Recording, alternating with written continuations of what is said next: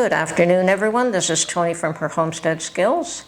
Well, it has been an interesting morning. We had tons of rain. I think we had rain last night as well. And I don't know where all this rain is coming from. Normally by this time of year, the rain would have subsided a bit. Usually April is the rainy month and May is usually nice, but we're coming to the end of May and it's still raining a lot. And we're still expecting more rain this week. But because I have my garden planted, I'm okay with it at this point. I have many things that I have just put in by seed, so the rain will certainly help. I put oregano in by seed, marigold I just dropped yesterday or the day before. Marigold are flowers. Peas, the beans are doing well. I did them a while ago and they've already come up. Rutabaga I put in by seed. Beets I put in by seed. Carrots were seeded. So all these things could use a little bit of rain, so I'm not at all stressed over the fact that we have rain, except that I'm a little bit housebound when it's raining. But anyway, it has cleared up. I went out for a short while. Beautiful day in the end. But here I am back home again, and I want to discuss something that seems to be on many people's minds, and rightfully so, and that is security issues.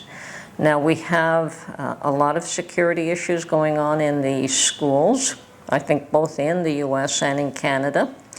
But we have had an incident here recently where a Jewish girls' school, I believe it was shot at.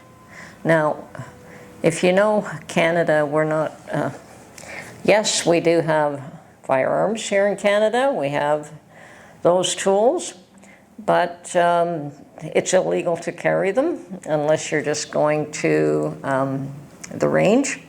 So anyone that is just walking around with that item is up to no good. And apparently someone shot at a girls' school. Now, it was early in the morning. I think it was 5 a.m., so there was nobody there, and damage was to the building itself as opposed to any individual. Nobody was hurt, but it sends a signal. It is something that a lot of people are taking serious in a lot of ways. I have heard of incidences where, well, just recently I was listening to an issue where a mother has decided to take her child out of high school for the child's security. And probably I would do the same thing if I was in that position. So it's, even though she stated that it's something that they deal with all the time, this is something that is heightened awareness right now to be extra cautious. So with what's going on, she felt that it was wiser that her child did not go to school. And the Minister of Education has suggested that everyone stand behind the Jewish community. This is Canada. We don't discriminate against one group or another group. Well, I think everyone's got their biases, but you're not supposed to discriminate here. Anyway, so yeah, I would agree with the Minister of Education that we should all stand behind that community and not support violence against them in any way, shape, or form. Now, it doesn't just seem to be that particular community only. I keep hearing in the US that people are randomly beaten up in the streets of New York for no apparent reason. And another gentleman was just killed because he questioned somebody who he thought might have been towing away his car, and just for politely asking them if that's what they were doing, they shot him. Now, I don't understand humanity, but this is what we've gotten to, and we have to be a little bit more cautious. I've never had this fear. Well, I shouldn't say never. I think when I had small children, I always feared that if anything happened to me, who would raise them? well, my children are all grown up and I don't have that worry. And obviously put yourself in God's hands and trust in Him. And whatever happens is His will. And I understand that. But that doesn't mean you shouldn't be cautious and be careful and be wary of strangers. Because in this day and age, there's just too many of them around that do not think like you, do not believe the same things you believe, and who knows what all these people coming across the border, what they are coming for. I mean, if they want a better life, that's one thing, but I don't think any of them are getting a better life. I think that they are just becoming aware that it's not that simple, that you just cross the border and all of a sudden you're going to be living the high life compared to what you had before. I don't think they recognize that they have to work, well, some do, some don't, recognize that they have to work extremely hard to get ahead in these countries. It's not easy.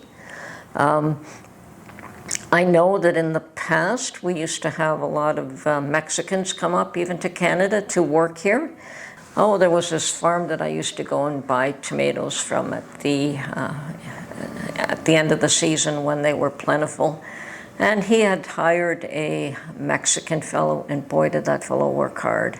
And I mentioned it to the fellow who appeared to be the owner running the place, and he says, oh yes, this fellow's awesome. I bring him up every single year.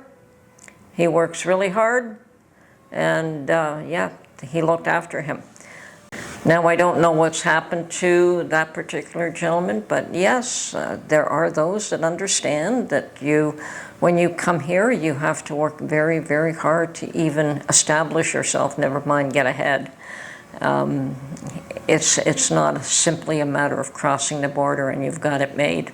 Unfortunately, a lot of people seem to think that that's the case, and I've also heard recently that even the mayor of New York is starting to throw people out of the hotels that he's been looking after because they just can't do it anymore. And, well, so reality hits. It hits us all. And now, because these people are no longer being mollycoddled and looked after the way they had been or expected to be, crime is going to go up.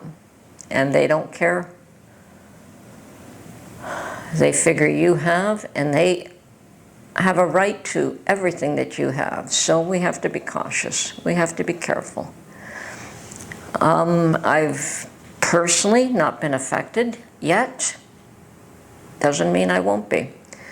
Unfortunately, here we're supposed to just call the police and have them look after things, and by that point, there's really very little they do except mop up and clean up after whatever incident occurred, whether it's breaking into your home or whatever the case is. And let me tell you, I've had my home broken into a couple of times.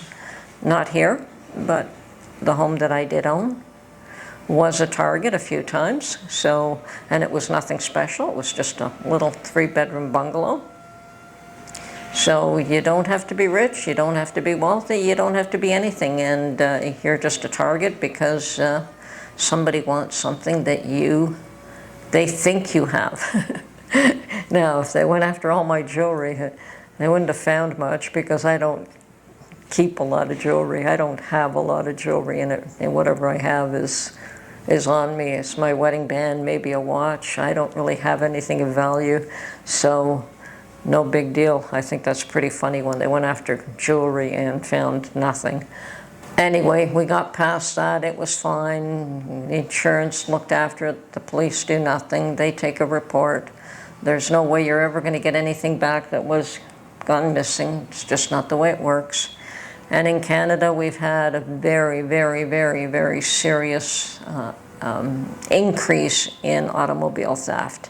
And apparently we seem to be an easy mark here. And fortunately, I don't drive anything that anybody wants. So once again, I'm not a victim there. But many, many cars go missing. And you don't have to be driving something special. You just have to be at the wrong place at the wrong time. Anyway, this is just another cautionary note to be careful, to keep your eyes out on what's going on around you, and be safe. This is Tony from Her Homestead Skills. We'll talk to you soon. Bye for now.